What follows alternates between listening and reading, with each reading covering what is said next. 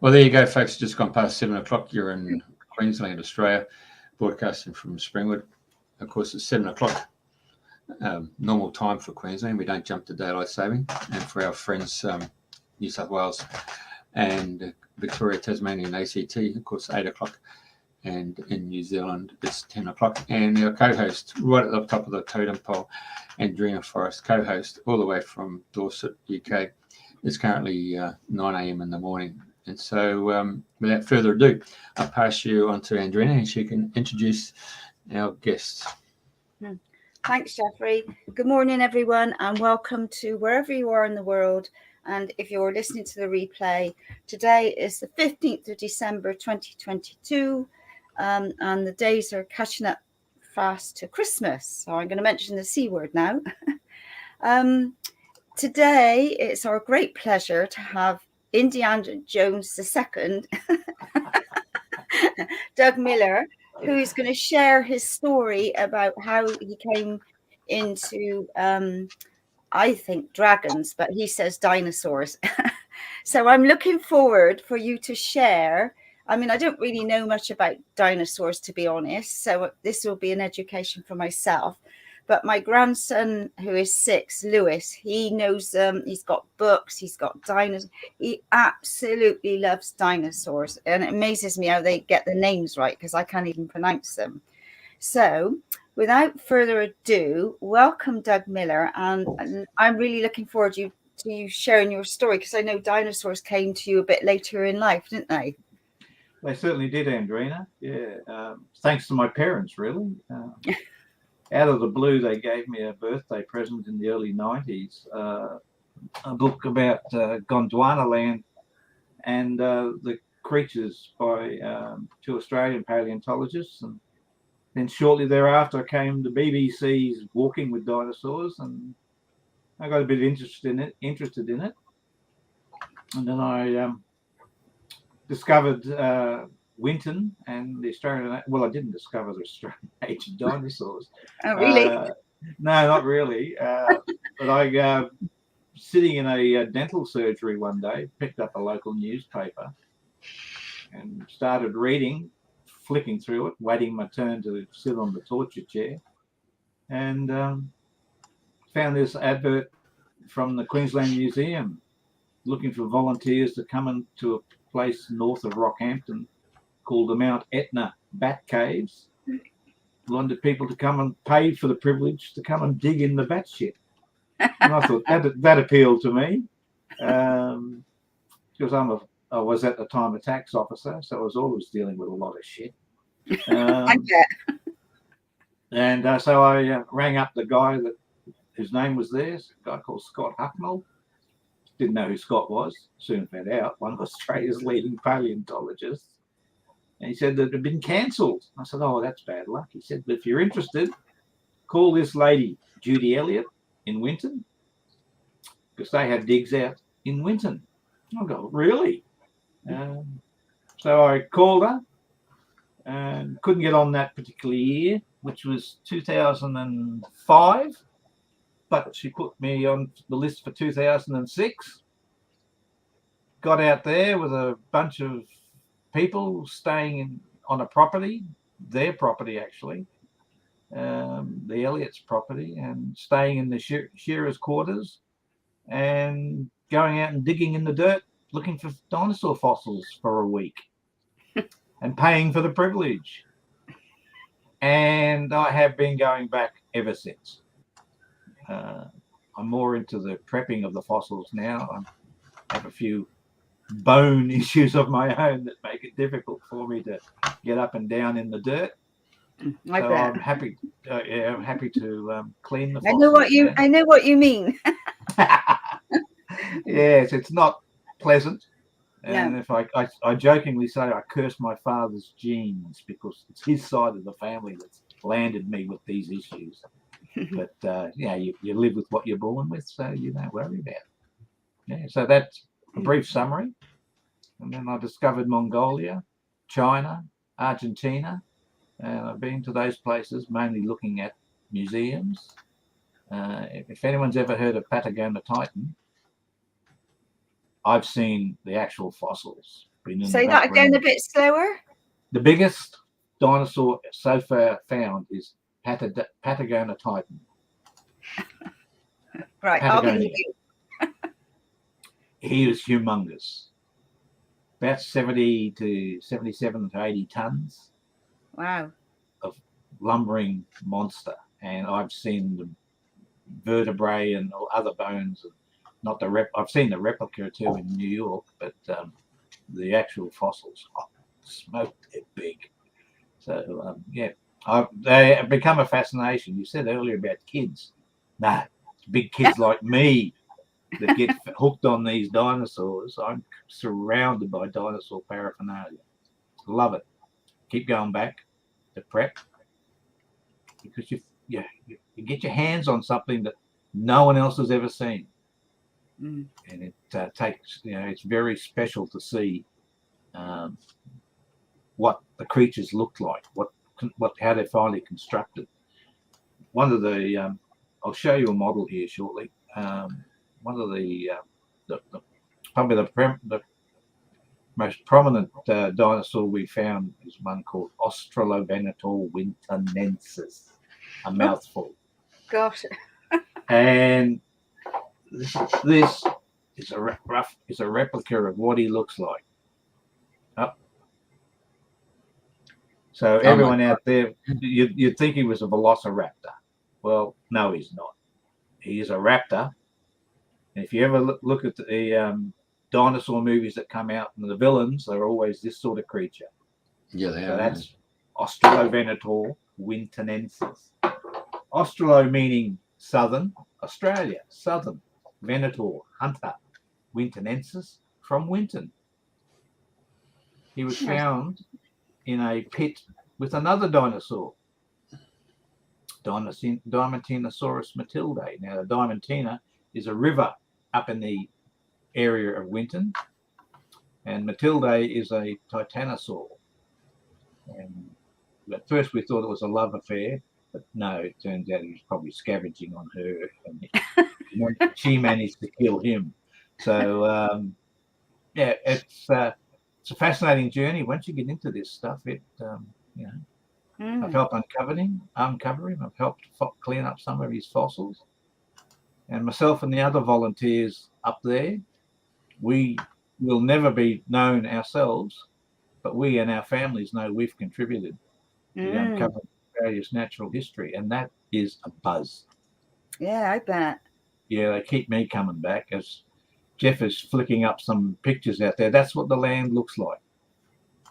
Flat, black soil, hard as cement, and you're in there with small tools. Oh, well, they take the top off first. They take up about first 1.5 to 2 meters of soil, because that's when the fossils are usually down in the clay underneath. So how do you know? How do you know where to find them? Like, have you got some sort of device that picks up? No, all of the property owners in the area out there, they know their land. They know what's on it, right? And they know where there are fossil sites. The fossils work their way to the top of the soil. They might be, say, 2 or 3 meters under the ground, and it's very hard, very cracked, very dry soil out there. And as the soil cracks, that crack is filled with water, dust, and it seals up. And over anything up to 50,000 years, we think that's me in the picture with the arms out. That's me in my red shirt. But as it cracks, anything caught in the crack gets lifted to the surface, and then the farmer spots it, calls up Dave and says, "I think we found some more fossils." Wow. Dave Elliott chuffs out. Fossils. GPS the site, so they know exactly where they are. And then we start scraping. Once you get down to that level, you're using paintbrushes, chisels, because it's hand just gouging away, and you wear gloves. I learned after the first year, you wear gloves. And then we get the fossil, we pack it, with tin foil, cover that in paper, wet paper. Then we plaster it. That's the fun part, being a big kid again, playing with in the mud, playing with the plaster. And they load them onto trucks. The gentleman on the left in the black hat sitting down, that's David Elliott. And Scott Hucknall is standing behind him. Matt White and Keith is one of the workers there. And that's what some of the fossils are just wrapped up like that. That big one you see with looks like an S on it, but it's a shadow. That weighed about 400 kilos. Wow. And I think that's probably the one that a friend, June and I started working on. We started working on it in the first week. It took 3 weeks to get it to that stage there. So yeah, it's fascinating, and that's part of the stuff that's sitting in the storage at the museum at Winton. And a lot of that stuff, that's a fairly old photo. A lot of that stuff's been worked on, but you can just tell by the odd shapes.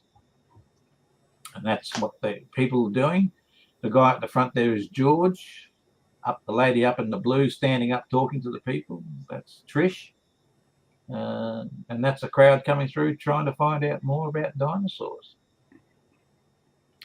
Wow, amazing. Yep. Anyone can come, any member of the public, if they come up to the Australian Age of Dinosaurs in Winton, any member of the public can sit down and be trained to do that. If you do a 10-day training course, you could end up with one of these, honorary fossil technician. How's that? That's me. That's my badge of honor. Very good. There's probably around 250 of us over the years. And once you get one of these badges, you can come up anytime. You can book yourself in for a week, 2 weeks, 10 weeks. Stay up at the museum. There are quarters up there. You all know what a donga is? Like a worker's bedroom on a work site. What was it called? A donga. A donga. Okay. Donga. You get up there, you look after self-cater, and come in every day, put in 7 to 8 hours of cleaning fossils. I see you're sponsored by the Port of Brisbane there, eh? Yeah. That Port of Brisbane, yeah, they've given quite a few containers up there. The containers are obviously temperature controlled. So once the fossils have been unearthed, once you take them out of the ground, they're subject to the oops. I love it. So as I said, anyone can come and work. Even he got a job. But once they come out of the ground, they're subject to decay. You can see in that picture the little bottle that says paraloid. Yeah. Paraloid is the binding agent that is squeezed into them.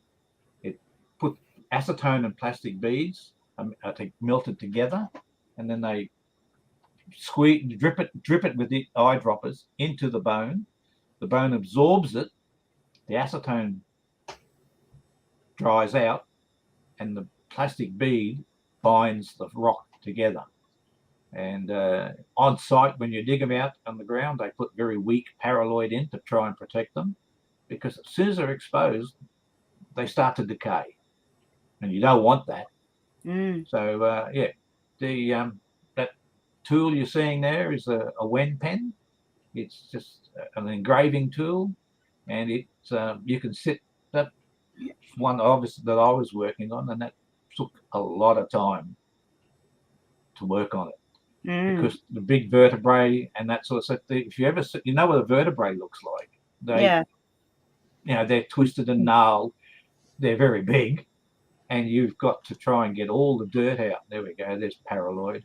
I did write a poem that I sent you about paraloid. So I don't think we can. I'm never allowed to say it in public, but some people misunderstood.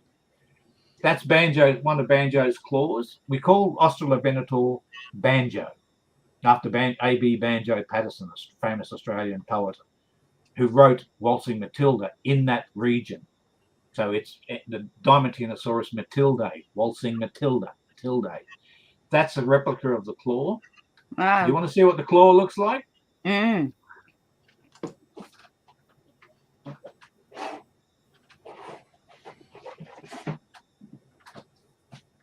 Oh my goodness.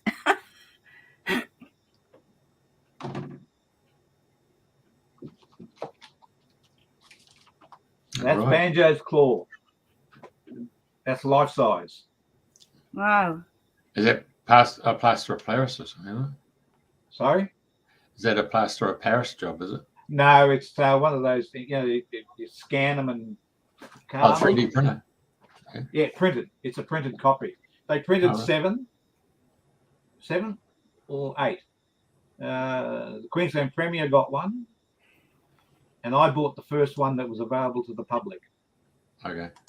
I never did tell my mother how much it cost me, and I will not say it now in case she's listening. Oh, I bet she knows.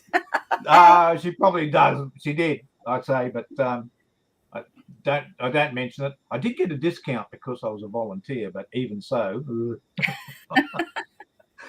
I had to sneak that one back. But it's and by the way, I hate to say it, but the claw, I've discovered the year after I bought it that it's anatomically incorrect. Really? Well, the big claw should be where the middle claw is. I said, you buggers. But I've got the first one, and I've got the certificate, and I'm never letting go of it. Yeah. Well, if anybody wants you, they're going to have to find you in Australia, and it's a big place, mate. So. Oh, some people know where I live. Yeah, but they have more chance of finding a dinosaur than finding you, Dougie. Well, the fines are increasing every year. So I haven't been on a dig here for a couple of years, but they are every dig every year, sometimes two digs a year, and that digs go for about 3 weeks. All right. So you have week 1, week 2, week 3 people coming in, and quite a few people, repeat offenders, as I call us. I did about 7 in a row, and I've done 8 here, and I've done 3 in Mongolia. So I think the bugs got me. Sounds like it, eh? Yeah. If anyone wants the dimensions of that character, I'll read him out to you. He's about approximately 5 meters long, 1.5 meters at the hip, approximately 500 kilograms, and could run you down without any trouble. He's got articulated claws. Have you ever seen T-Rex? T-Rex has got his little arms like that. Well, Australovenator is articulated, so his arms can go out. So he can wrap his arms around you. 3 claws will dig into you. Cool. 72 teeth. We've got his jaws.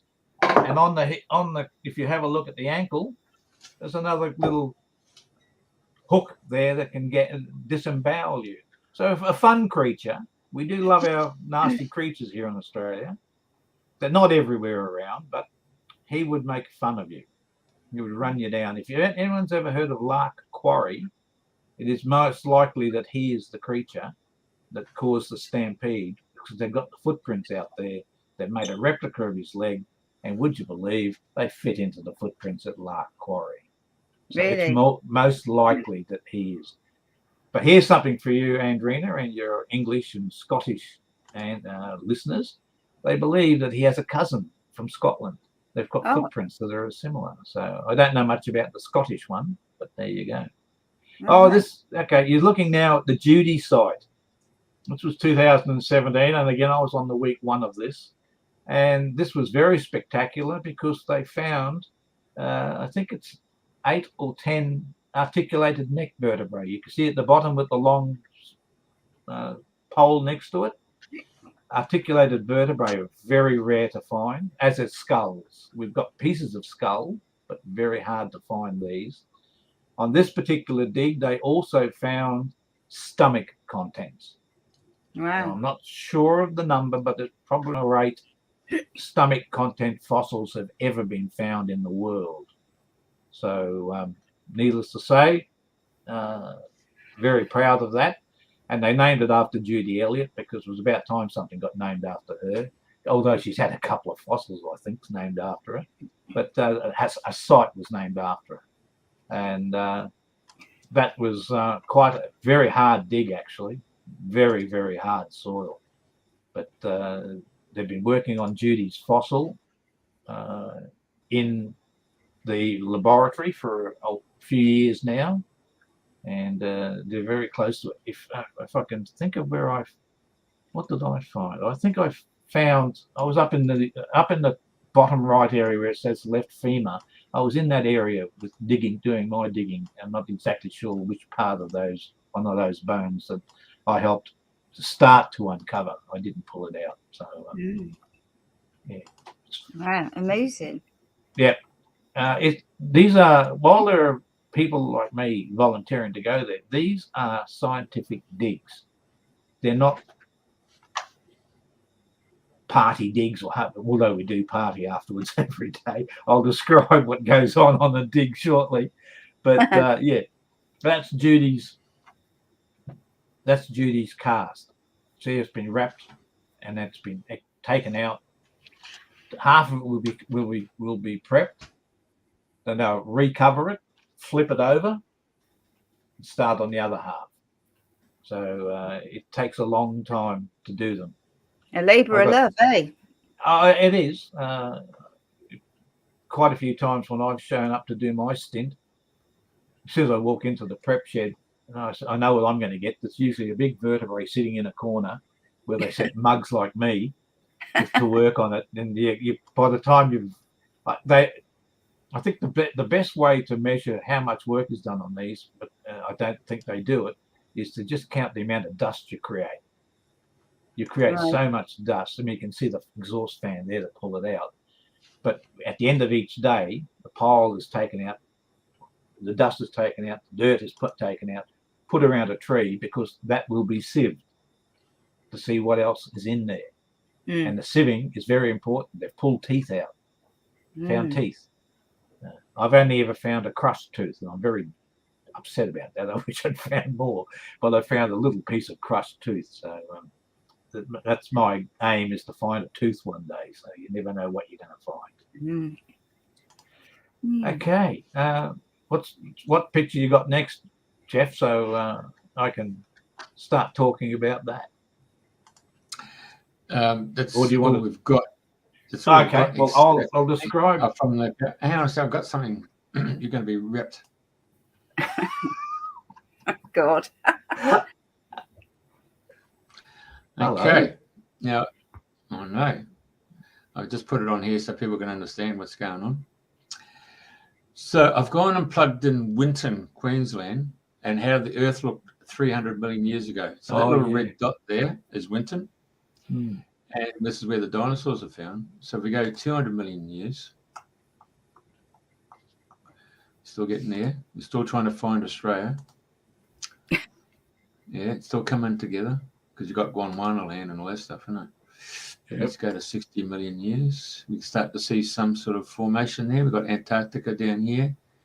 We've got the inland sea. Go to 90 million years. There you go. Okay. That's the age of the rocks at Winton. 90 to 95 million years. What's 5 million years? No, yeah. Not many. If you can wrap your head around it, good on you. But that's where Winton was. Winton now is where Melbourne was at that time. You move Winton down to Melbourne. And in 90 million years, 95 million years, it's moved from Melbourne to where it is now. So it wasn't dry plains as you saw earlier. It was swamps, forests, and those sorts of things. You know, it's different universe. You saw some of the pictures of how Australovenator was depicted, and he was a hunter. They believe he hunted in packs. Small packs. That looks like a little dinosaur at the top there. If you come down a little bit on that. Oh, map. No, that's. Oops, I'll go that way. That's not one of ours. That's I've No, but occasionally done talks in libraries for, and that's a poster that one of the local libraries did, and they were going to throw it out, and I said, bugger that. I got it. And my mother and sister had it framed for me for Christmas, so I thought I'd just put it up the back there. I'm doing another one on the 31st of March for the Wildlife Preservation Queensland, but it's going to be on Mongolia. So you've got a story to share on Mongolia, I believe. Yeah. I believe in 6 degrees of separation. Or less now.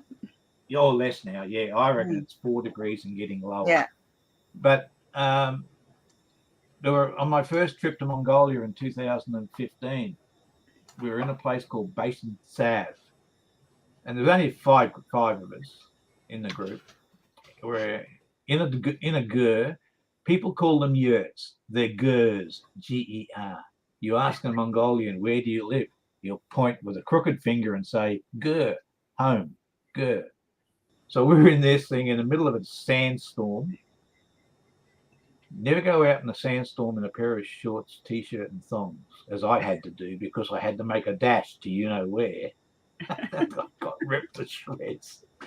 But someone started talking about 6 degrees of separation. And I had a story about my cousin, Mike. Hello, Mike, if you're listening. You should be, I told you to. And I was traveling in Alaska. I was on a bus trip up from Fairbanks up to the Arctic Circle. As we got on the bus, our bus driver was a college girl, and we'll call her Bobby Sue Joe because they love their hyphenated names. And she started telling everybody about how they're going to sit on the bus, 25 seats, and I'll rotate up to the front single seat. And she said, we've got a treat for you today. We've got an Aussie named Doug up the front with me. But it wasn't me. It was obviously another Aussie named Doug. And I'm down the back, and I couldn't let that go. So I stood up and said, no, hang on, I'm down the back. And he must have had the same bad sense of humor like me. And he said the same, no, hang on, I'm up the front. Poor Yanks had no idea what was going on. So we got to chatting, of course. I come from Brisbane, and he came from Yamundi, a little town north of Brisbane. And I said, I've got a cousin that lives up there. He's Mike, and he runs a company called Beddington Turf. I always call him my cousin, the guy who grows grass. He doesn't like that, but never mind. And he said, oh, you're kidding. I said, why? He said, well, Mike's laying turf at my new home while I'm on this trip. And I'm going, you're kidding. So I told that story to this group in the tent in Mongolia, in the Gur. And one of the guys in the group, Clint, he said, Doug, are you talking about Mike? So I said, yes. He said, Mike and I have been mates for 30 years. No, you're kidding me. Couldn't get away from him. And on my last trip to Mongolia just a few months ago, Clint was on the trip again. So it was great to catch up with him. Yeah, so I told him I'd mention his name, but these things happen. The worst part about that, not the worst part, the best part about it was I went back in 2016 to do the same trip, but we would be digging in a different site. And there was a Scottish woman in the group, Australian Scottish, and you just look at someone, you know, geez, I know you. She said the same to me. And she ran a gift store in Mullaney, and I was a regular customer. I've got, you're bloody kidding me. So you can't go anywhere. If you talk to people, you'll soon find there's a connection. And so there are lots of other stories, but I can't go into them right now because they don't involve dinosaurs. But I'm happy to. I can't believe it. You know, I've met people everywhere throughout the world who've known me or know someone who knows me, and it's just ridiculous. Yeah. Travel, but talk to people. I've got a mate who travels and won't talk to people. You don't know who they are. You don't know what's going on. Everyone's got an interesting tale to tell. You're interviewing me here, apparently, because I've got an interesting tale to tell. Back on the digs. When you go out on a dig, you volunteer to go on a dig. You pay for the privilege of going on one of these digs. You are usually, or not usually, you are always put up in the shearers' quarters. Now, again, these have single accommodation rooms or double accommodation rooms. You're catered for. The cooks are bloody good cooks. Cooks make shearing sheds. Cooks make digs. So you go out up there. You have a slap up breakfast. You go out to the dig site. They'll bring you out morning tea, or smoko as we call it. Back into the dig, into the dirt. They'll bring you out your lunch. Afternoon smoko will come out. You'll come back and you'll have a slap up meal for dinner. And they will have happy hour. So free booze, you've already paid for it. So free booze if you want it that way, and all sorts of shenanigans. Usually have a lecture at night, and it's very easy to go. You're usually in bed by 9:30, and you're knackered, and you go to sleep. And when the generator kicks in in the morning at 6 o'clock, you wake up. So it's fun. You make a lot of friends. You meet a lot of people who you will become friends. Usually end up digging for several years with them, and you just become part of the Australian Age of Dinosaurs family. It's a fabulous thing to be part of. I think one of the best things in life is making friends. And every member of the Australian Age of Dinosaurs, I'm wearing my Australian Age of Dinosaurs shirt, one of 4. Because I go to Mongolia now, I've got a Mongolian patch on it as well. So I've got friends in Mongolia now, a couple of really good friends from over there. And Mongolian Institute of Paleontology. I spent about 10 days prepping fossils there. One back in 2017, I think it was. I have dinosaur will travel. What else would you like to know? Oh, she's gone off the air. You're off. Oh, she turned herself off. She turned herself off. Oh, I did. I was coughing. What would you need to know? Yeah, I was going to say earlier, your friend Clint said what happens in Mongolia stays in Mongolia. No, not with me. No. Well, nothing happened in Mongolia. Oh, hello, that's a friendly looking dragon. Where did he come from? It's Mongolia is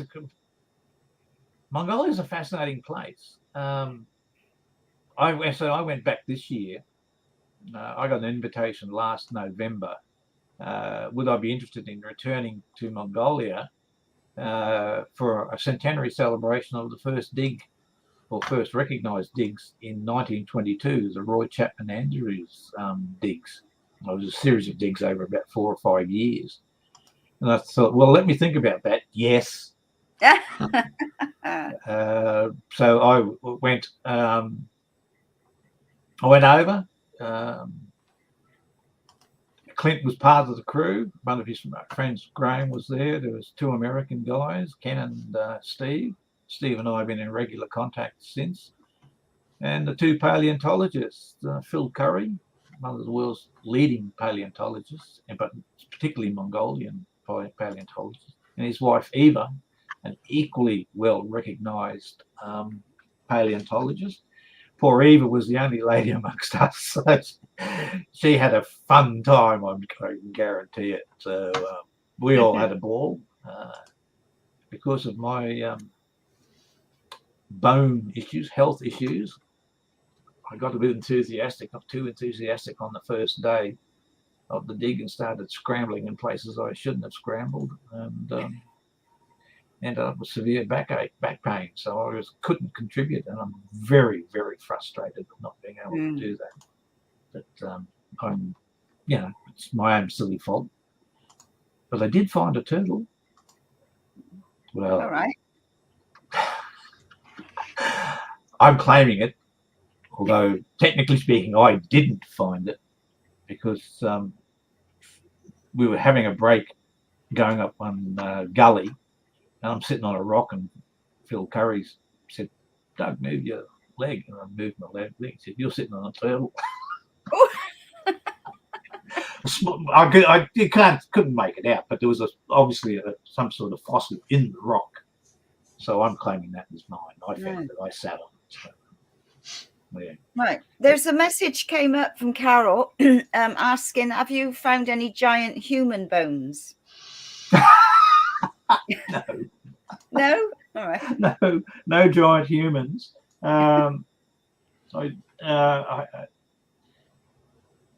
don't think we're going to find human bones with fossils, with dinosaur fossils. We've on that particular point, if anyone of your listeners or viewers heard of Lucy in Ethiopia, she was one of the first humanoid skeleton. I've seen Lucy in Ethiopia, and the group that I was on tour with, I think every one of us, when asked what was the highlight, was seeing Lucy. It was just astonishing. There's 7 or 8 of skeletons like that over there. So it's just fascinating stuff. If I wasn't interested in paleontology, I'd be very interested in archaeology. It fascinates me. Any shows like that come on, I will watch them. And just it fascinates me what we can learn. Just So, oh yeah, Clint. Just regular sized humans, yeah.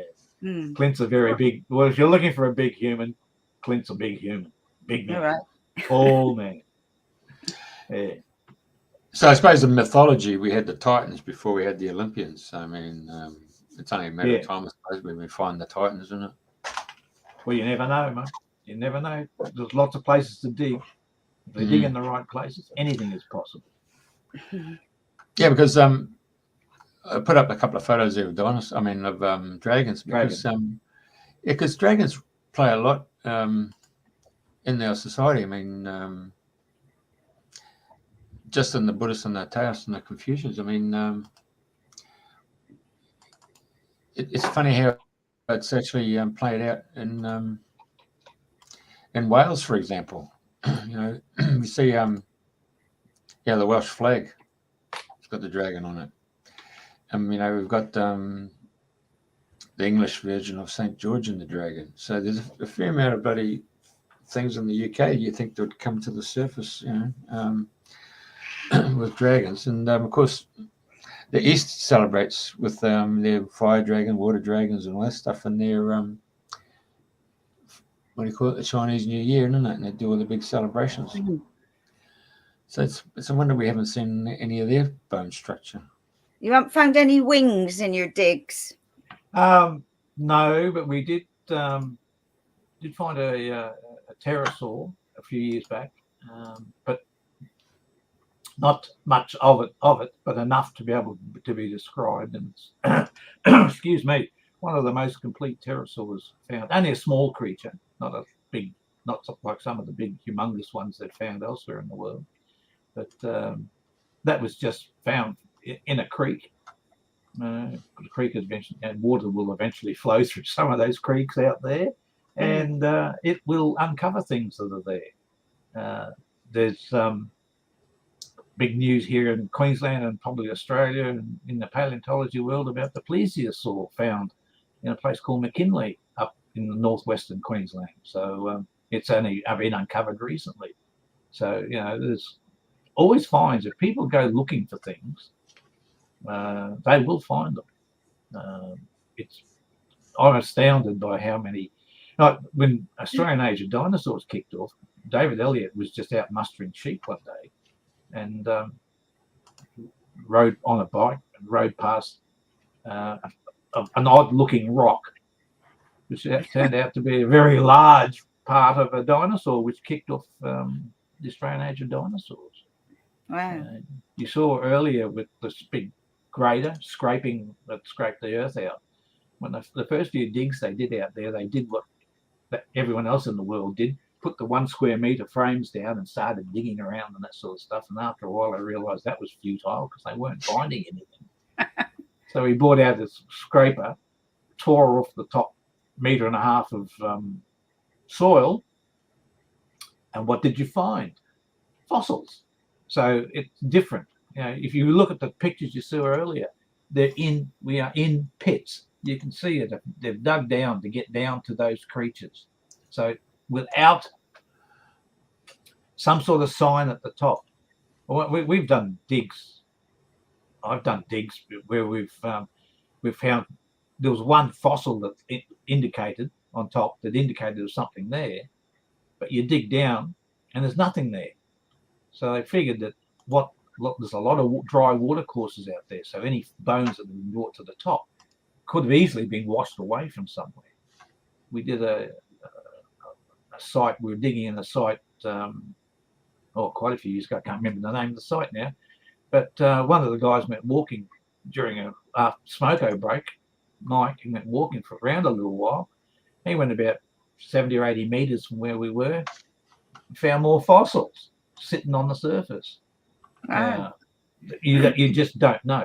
You can stumble across them. The luck, it's just pure luck that something is there to be indicated that there's a fossil there. And then once you start digging, you've got to hope that there is something more there. And most swimming pool size pits would be enough. If you're doing a dig and you're not finished, put a big tarp over it, put all the dirt back on top, come out next year, pull the tarp off, pull the dirt off, pull the tarp off, get back into it. I think on the Banjo and Matilda side, I think we were there at least 5 years digging. Wow. And correct me if I'm wrong, someone from AAOD can correct me, but I think we found they may still be cleaning dinosaur fossils because there's still fossils that are still in the laboratory. They'll be small, but you don't know what you're going to find. You might find that tooth that I'm looking for in one of those things. So every bit is looked for. Once they've got enough to describe the creature, they put it into the into the showroom up there, and that becomes the type. Anything that's found afterwards doesn't get added to what they've got originally. But the type is the type. That's what they describe the creature as. If anyone in Australia, anyone in the world, wants to come out and have a look at a fabulous museum that's growing, the Australian Age of Dinosaur is at Winton. It's growing. They found several years ago, more dinosaur tracks that they've taken out of the creek they were in, and they've put them into a big shed, air conditioned, perfect. They've got a dark sky observatory up there as well, and there's only 7 or 8 dark sky observatories recognised in the world, so they've got one there. So now people are going out there to have a look at the stars because it's clear sky. There's no light pollution. It's got everything going for it out there. It's only 1,500 kilometres from Brisbane. That's an easy drive, you know. Speaking of which, I had a pommy mate. You don't mind me calling you a pommy, Andrena? No. It is a term of endearment, he says. Yeah, right. Except on the sporting fields, of course. Pommy buggers, I don't know. Adrian, he was met him in 2001 in South Africa and South America. And he was doing a big trip, and he came out here, and so we wanted to go out and see the dinosaur footprints in Winton at Lark Quarry. So okay, we jumped in my car, headed out, and all he was muttering on day 2. No one told me how big this place was. Australia's big. England or Britain fits 32 times into Australia. Yeah. So it's big. You don't want to go, I've been to parties on my cousin Mike's with my cousin Mike, 200 kilometres to go to a party when I'm out in the shearing sheds. That's something else that fascinated me. I used to go out in my uncle's shearing sheds, and I became his wool presser, which was saved him a lot of money. What does that mean? What's a wool presser? Well, the shearers carve the wool off the sheep, put it into bins. It is graded, and then the presser puts them into a big hydraulic machine and bags them up. Right. Okay. Each bale averages 190 kilos. Wow. And my total on one dig was 310. One shearing shed was 310. Now this is Winton. A few pictures of Winton. Just down the road from that pub you saw is the Tats Hotel. I'll give them a shout out. Best meals in town. Whoops. Is that getting you a free meal? I'll check with Paul. That's the North Korea. That's a very famous one. President Lyndon Johnson stayed there. American president stayed there. Now, these are some of the pictures from up at the museum now. There's they've got a dinosaur track there. They've got replicas of dinosaurs. They've got those big ones over there. That's what the sauropods look like. So there's plenty to see and do, and you'd be surprised how many poms are out there working. Nutters, absolute nutters, going out and working in the stinking summer heat. There he is. That's Banjo, Australovenator. That's a replica, of course. Very expensive. And there's little ones out here too. What was your greatest find for you? What has been your greatest moment in the work that you've done? I've uncovered certain small fossils myself. One of the big article, I mentioned June earlier. She and I, June's in her 80s, and she started digging with me 15 years ago. So she was in her early 70s when she started, and she was back and forward every year. So it doesn't matter about age when you go out there.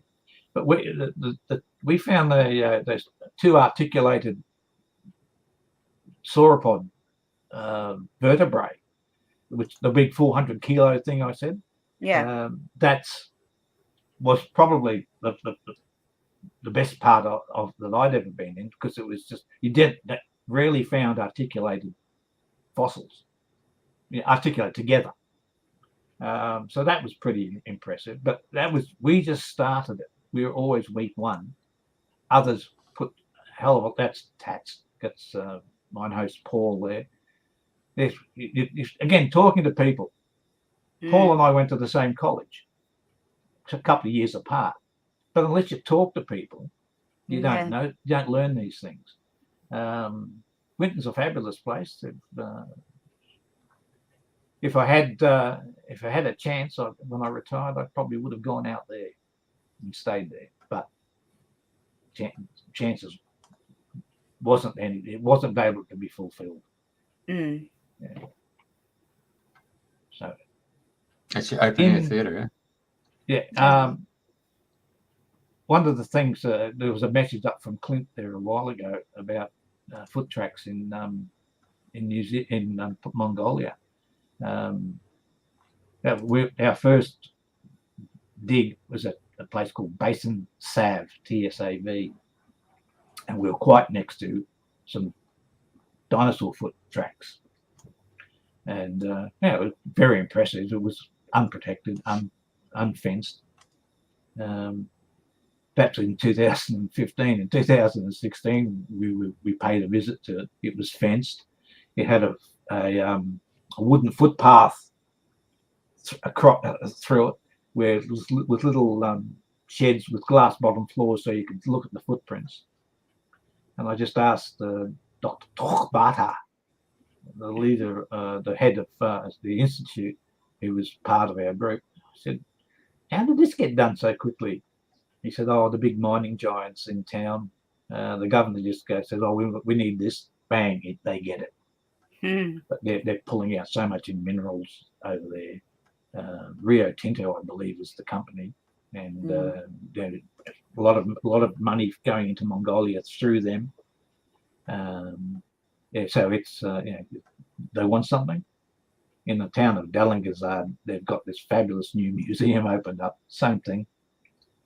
2 or 3 years lockdown. What's lockdown? They built this museum. It's fabulous. So I love going back to Mongolia. And if any of you people out there are interested, check out Mongolia Quest. The 2 guys that look after us. They are fabulous. I'll be back to using them again. I'm plugging them. I'm hoping to get a free trip out of it. Never mind. So that's something people need to know. Winton, birthplace of Qantas. Yeah. Yes. Yeah, Longreach claims it, but Winton is where the first meeting took place about it. And if you go out to Longreach, you'll go to the Qantas Museum, which is again fabulous. Hang on, what's he mean by a short walk? A short walk or a short talk? It's look, anything. I'll happily promote anything in Western Queensland. It's just a fabulous place, and more Australians are starting to discover it. There's the Stockman's Hall of Fame in Longreach. There's the Qantas Museum. They're just across the road from each other, so you can't miss them. There's lots of things. It's a short walk, very short walk. But you can drive your car. But it's just I'd rather go bush than beach.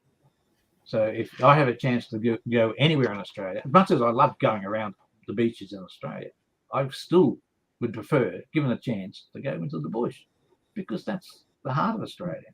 I think only about 5 to 10% of Australians live in what we would consider the bush, which is probably outside the 200-kilometre range from the coast. People out there are the heart and soul of this country. So, as I said, Brisbane to Winton, about 1,480 kilometres. Overnight stop up there. It takes about, you'll be there in about 20 hours.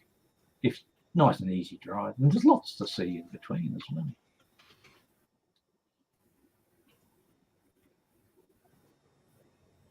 I thought you were going to be asking me some questions about my other parts of life and that sort of thing. Well, come on, then I'm waiting for you. You got some tax stories to share? Oh, jeez. I didn't think you'd bring them up, but what would you like to share? To all your listeners and viewers out there, I am an ex-tax officer. And now that I am a retired tax officer, I'm happy to talk about it. We only have friends who are tax officers. At least that's what I'm accused of.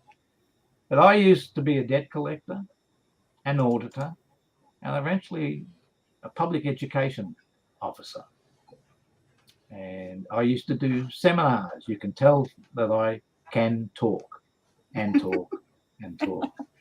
But I used to do tax reform in the early part of the noughties, and they sent teams of us out, or there were about 30 people, national across the nation, go out and deliver seminars to explain what the tax changes were.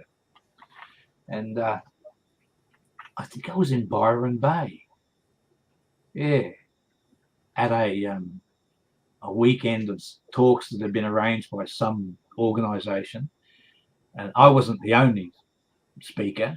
Our title was speaker, and there was some guy who got up and did a talk before me about finance or something or other, and he had a skeleton, a human skeleton, as a prop, and he left it on stage when I walked out. And of course, my opening line was, here we go, folks, death and taxes, let's get into it. Got a few looks, but I figured if I was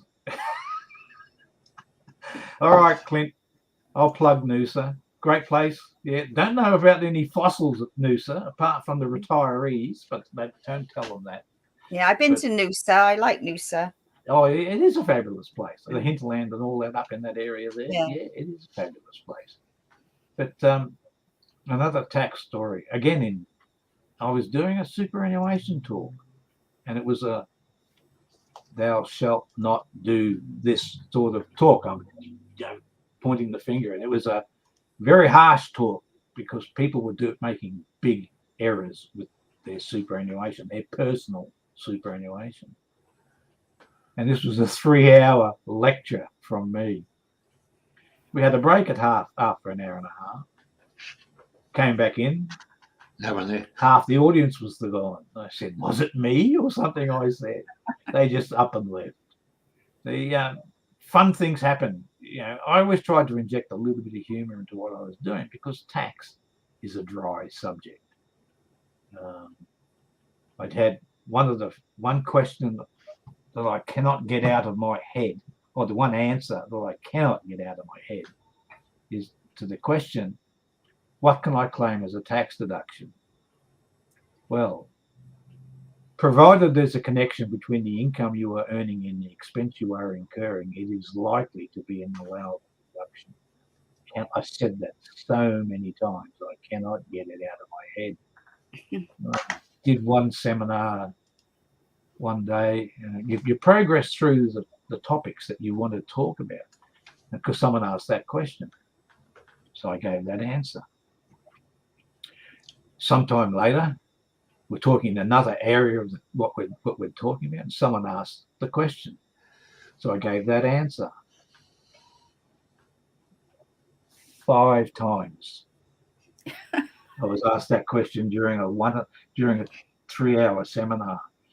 And apparently at the end of it, when I answered it for the 5th time, apparently I visibly wilted on stage. Just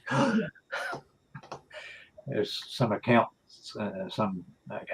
came up to me and patted me on the back and said, "Now you know how frustrated we are." And I said, "Yes, I know how frustrated you can be." But people want to know things. I appreciate it, but some people just get fixated on things. And As they say, it was rather taxing on you, Doug. It was, but I was good at it, man. I never blew my own horn, but I was good at it because I preferred to talk to people than sit behind a desk doing things. As a debt collector, I enjoyed interviewing people and talking to people. Oh God. I got a call from a taxpayer who had a tax bill to pay. It was during a busy period, and I got this call, and this woman said, "Oh, can we defer payment of our tax?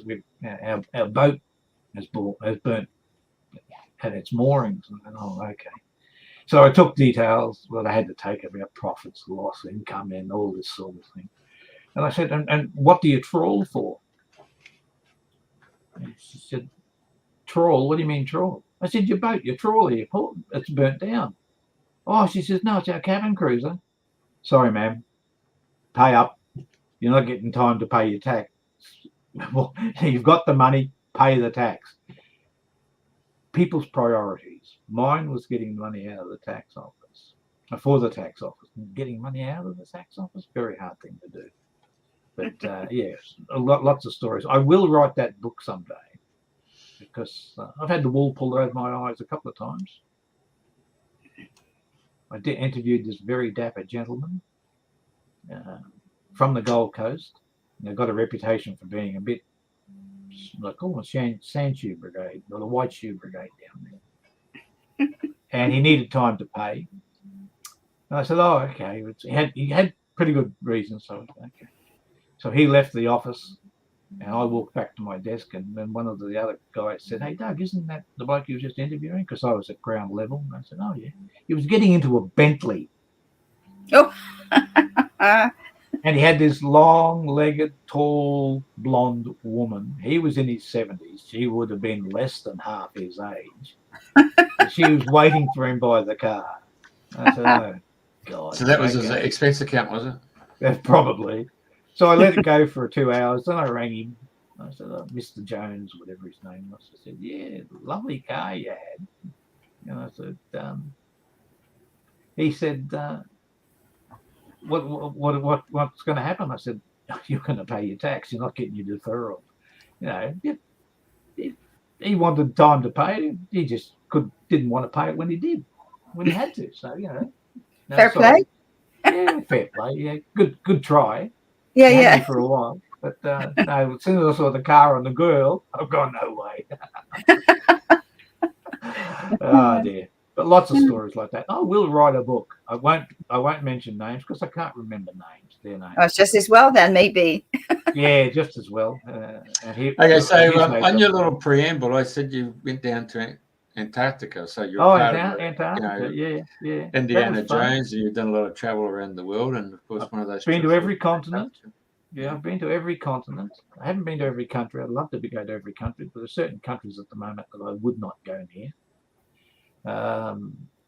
There's something strange. On the last trip to Mongolia, myself and Steve, one of the other guys, was walking around Ulaanbaatar, and we got a bit of assistance from a young Mongolian guy, and just with directions and that sort of things. And he mentioned that he and his wife, he was still a student, but he and his wife had a 1-year-old son. So I got his details, and I said, I'll send him a little toy koala. So I got home, got the Winton koala, went to Australia Post. Oh, you can't send it. You can't send it. He said, oh, it's on the banned list. You can't send anything to Mongolia in the post. I said, but I've just been to Mongolia, flown in, flown out, and go, you know, why can't I can do it, but my post can't go? And they said, no, it's on the banned list. Oh. So I sent it to Steve in America, and he sent it to them. But the US Post won't send it because it's missing some 9-digit code. So now we're trying to track down this 9-digit code to send this kid a little toy koala. Well, Crazy. Crazy. Crazy. Yeah. But in the Antarctic, that was a fun time. I had a 28-day cruise. Day 8, fractured my ankle on board ship. I didn't know I fractured my ankle. I thought I'd sprained my ankle. But I found out several months later that in fact I had a spiral fibula of my fracture of my fibula. So the physio was wondering why it wasn't responding to treatment. Not surprised. You know everything about bones now, don't you? Yeah, well, everything comes down to about bones. And if you ever get the chance to go to the Antarctic, folks, go for it. Clint, that's why I don't drive a Bentley. Clint, I'm retired. Yeah. Well, at least I know Clint's paying attention. Yeah. Yeah. Right. How are we going for time? Oh, we're over time. No, well, only just. But yeah, it's been really fascinating. I've really enjoyed listening to your story and sharing because, like I said, I don't know anything about dinosaurs apart from my grandson's books and toys. So tell him to check out some Australian dinosaurs. So is there any, like Winton, there's a lot up there. Is there any reason why that sort of area that you're finding so many? Well, if you have a look at Australia, the Great Australia, the Gulf of Carpentaria, there was a great inland seas used to come through that area there. So it's former oceans, so seabed. In the land in that area was swamps, river deltas. So as the creatures died, they would be eventually covered by the soil. So now, but as the Winton's moved north to where it is now, it's drying out And it's people on the land will find the fossils because they'll be on the surface somewhere. There'll be some indication. So yeah, it's becoming a hotbed up that way. I mentioned the plesiosaur that was found recently on a property near a place called McKinley.